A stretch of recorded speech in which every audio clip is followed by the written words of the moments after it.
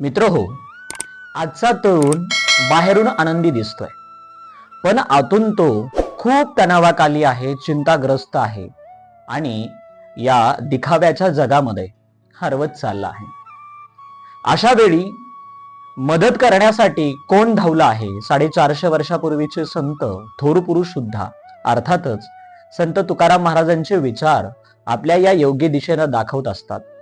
आपल्याला योग्य दिशेने संत श्रेष्ठ तुकाराम महाराजांचे विचार नेत असतात. म्हणून मला असं वाटतं की वेळेचं महत्व असणं अत्यंत गरजेचं आहे. आपल्या जीवनामध्ये, आपल्या या आयुष्यामध्ये आपल्याला कुठेतरी सक्सेस जर व्हायचं असेल तर वेळेचं महत्व अतिशय महत्वाचं आहे. म्हणून वेळ ही अतिशय महत्वाची आहे.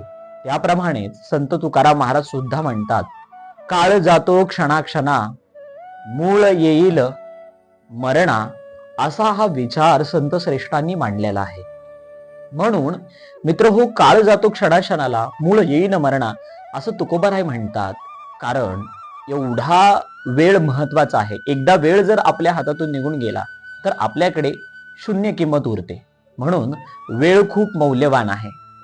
आजचा तरुण ताण म्हणजे एवढा डिप्रेशन मध्ये आहे की ज्याप्रमाणेच मोबाईलवर वेळ घालवतोय, जिथे वेळ द्यायचा नाही तिथे वेळ देतोय, ज्या व्यक्तीला महत्व द्यायचं नाही त्या व्यक्तीला विनाकारण महत्व देतोय, पण स्वतःच्या भविष्याचा विचार अजिबात करत नाही.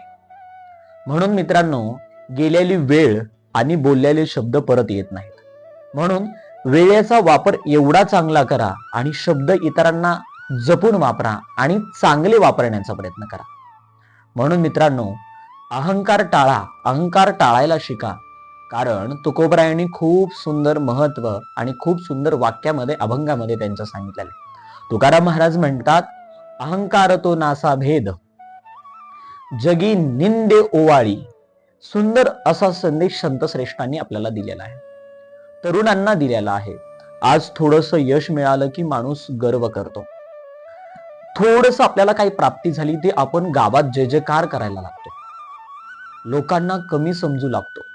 पण संतांनी नम्रता शिकवली आणि ही नम्रता आपल्याकडे असली पाहिजे. जेव्हा आपल्याकडे नम्रता येईल किंवा आपण नम्रपणे इतरांच्या माध्यमातून वागण्याचा प्रयत्न करू किंवा वागू तर आपल्याला चांगला संदेश मिळायला लागेल.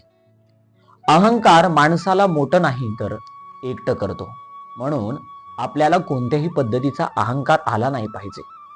संतांनी दिलेले हे वचन, संतांनी दिलेले हे शब्द अतिशय मोलाचे आहेत. म्हणून संत सांगतात की बाबांनो, स्वतः काहीतरी घडा, स्वतः एक मोटिवेशन तयार करा आणि स्वतः एक मोटिवेट व्हा. जगाला एक चांगला संदेश देण्याचा प्रयत्न करा. म्हणून तुकोबरायांची भाषा, तुकोबरायांची वाणी ही अगदी प्रेमळ आहे. तुकोबरायांनी आपलं समाजाचं आणि या समाजातील व्यक्तींचं काहीतरी वर्चस्व आहे हे दाखवून दिलं. का? कारण समाजाला काहीतरी तुकोबांनी देण्याचं काम केलं. समाजातील व्यक्तींना तुकोबांनी काहीतरी देण्याचं काम केलं. काहीतरी देण्याचं काम म्हणजे समाजातील रूढी परंपरा ज्या आहेत, ज्या अंधश्रद्धा आहेत, त्या नष्ट केल्या. तुकोबारायांना विद्रोही संत म्हणून ओळखल्या जातो. अन्यायाविरुद्ध तुकोबांनी आवाज उठवला. आवाज असा उठवला की भले भले लोकांचे तोंड बंद केले. अंधश्रद्धा, जसं की गाढवावरून मिरवणूक काढणं, जे अनपढ लोक आहेत, साधे भोळे लोक आहेत, यांना फसवण्याचं काम लोक करत होते. त्यांना न फसू देणं, प्रबोधन करणं, कीर्तनाच्या माध्यमातून लोकांना सांगणं, हे तुकोबारायांनी काम केलं. तरुणांना सुद्धा तुकोबारायांनी चांगली संधी उपलब्ध करून दिली.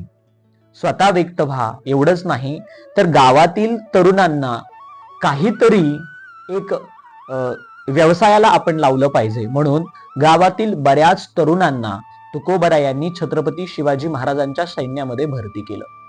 एवढं तुकोबारायांनी तरुणांबद्दल व्यक्त झालेले आहे, तरुणाबद्दल काम केलेले आहे.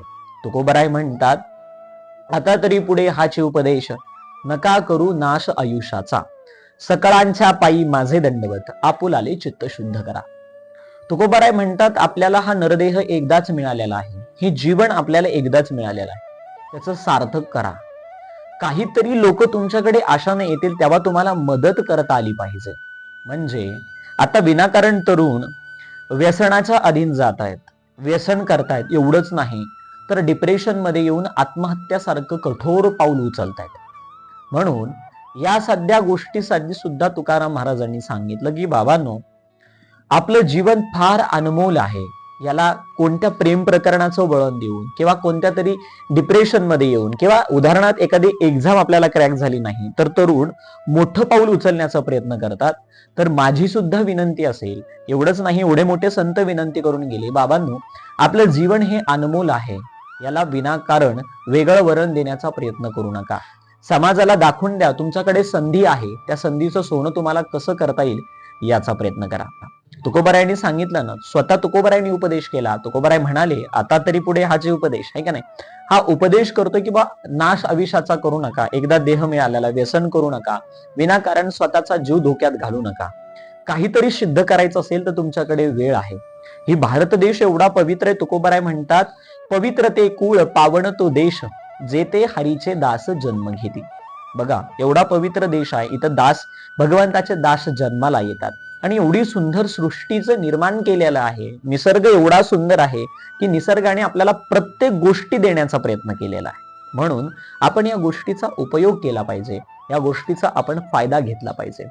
म्हणून तरुणांना जगण्यासाठी तुकोबाराय बळ देतात. तुकोबारायांचा अभंग, तुकोबारायांचे गाथा वाचते वेळेस तुकोबाराय आपल्याला वैज्ञानिक दृष्टिकोनाने तुकोबाराय आपण वाचले पाहिजे. मित्र हो, जगाच्या पाठीवर मी म्हणेल सर्वश्रेष्ठ संत आणि जगद्गुरु हे संत श्रेष्ठ तुकोबारायांपेक्षा व्यक्ती दुसरा कोणताच मोठा नाही असं म्हणायला हरकत नाही. कारण जगद्गुरु तुकोबाराय यांनी खरं तर जन्माला येईपर्यंत ते मृत्यूपर्यंत सगळ्या गोष्टीचं मार्गदर्शन आपल्याला गाथेमध्ये केलेलं आहे. पण आपलं दुर्दैव असं म्हणावं लागेल की आता प्रामार्थिक क्षेत्रातलं कीर्तन कुठेतरी वेगळ्या बाजूने वळतं आहे, हे मला स्पष्ट दिसत आहे. कारण कीर्तनामधून भगवंताच्या लीला सांगाव्यात, कीर्तनामधून समाज सांगावा, कीर्तनामधून समाज सुधारण्याची पद्धत सांगावी, कीर्तनामधून कशा पद्धतीचा समाज सुधरेल याचा प्रयत्न करावा, किंवा तुकोबारायांनी अंधश्रद्धेला कशी लाथ मारली हे कीर्तनाच्या माध्यमातून सांगण्याचा प्रयत्न वक्त्यांनी, महाराजांनी केला पाहिजे. मात्र आता हल्ली आपल्याकडे वेगळीच पद्धत चालली आहे. कीर्तनाच्या स्टेजवरून राजकारणी लोकांची वाहवा केली जाते, राजकारणाचं महत्व समजून सांगितलं जाते. हे कुठेतरी बंद झालं पाहिजे. सर्वात महत्वाचं, कीर्तनामध्ये सासू सासरे सांगणं बंद झालं पाहिजे. ही कुठेतरी गोष्ट बंद झाल्याच्या नंतर आपल्याला समाज कोणत्या दिशेने जातोय, समाज कुठे भरकटतोय हे आपल्याला लक्षात यायला लागेल. कीर्तनाच्या माध्यमातून आपण शिक्षण लोकांना दिलं पाहिजे. कीर्तनाच्या माध्यमातून शिक्षण किती महत्वाचं याचा संदेश आपण दिला पाहिजे, हे की नाही. नामदेव महाराज म्हणतात, नाचू कीर्तनाचा रंगी ज्ञान दीप लावू जगी. कीर्तन ही कला आहे, ती बऱ्याच जणाला जमत नाही. ज्याला जमते त्यांनी नक्की याचा वापर करावा. नामदेव महाराज म्हणले की नाही, नाचू बागुडू, आपण आनंद करून लोकांना ज्ञानाचं दीप घरोघरी लावण्याचा प्रयत्न करू.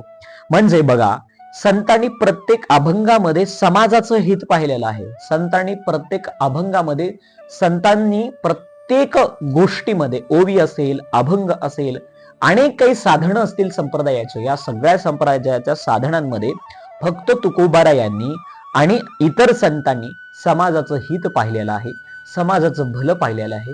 हे आपल्याला कळणं अत्यंत गरजेचं आहे. म्हणून जगद्गुरु तुकोबाराय वाचते वेळेस, संत नामदेव वाचते वेळेस, संत एकनाथ महाराज वाचते वेळेस, अनेक जे संत आहेत या महाराष्ट्रामध्ये होऊन गेले, हे संत वाचते वेळेस आपण विज्ञान पद्धतीने वाचले पाहिजे.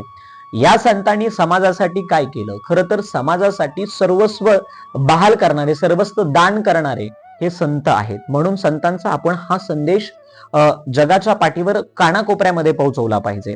कृपया एक विनंती करेल या व्हिडिओच्या माध्यमातून, सर्व महाराष्ट्रातील कीर्तनकारांनी कीर्तनामध्ये अंधश्रद्धा सांगणं बंद कराव्यात. कीर्तनामध्ये जेवढं होईल तेवढं तुकोबारायांनी जी गोष्ट समाजाला दिली ती गोष्ट सांगण्याचा प्रयत्न करावा. जगद्गुरु तुकाराम महाराज एवढे संपत्तीवान असताना सुद्धा जगद्गुरु तुकाराम महाराजांनी 150 एकर जमीन ही दान केली, लोकांसाठी सर्वस्व. जगाच्या पाठीवर पहिली कर्जमाफी जगद्गुरु तुकाराम महाराजांनी केली, हे आपण सांगणं गरजेचं आहे. तुकोबा एवढे मोठे आहेत म्हणून उल्लेख केला, अनु रेणू या थोकडा तुका आकाशा एवढा. नमस्कार मित्र हो, आवडला असेल तर नक्की वैभव शेट्टी स्पीच ऑफिशियली या यूट्यूब चॅनलला सबस्क्राईब करा आणि शेअर सुद्धा करा. मनापासून धन्यवाद. रामकृष्ण हरी.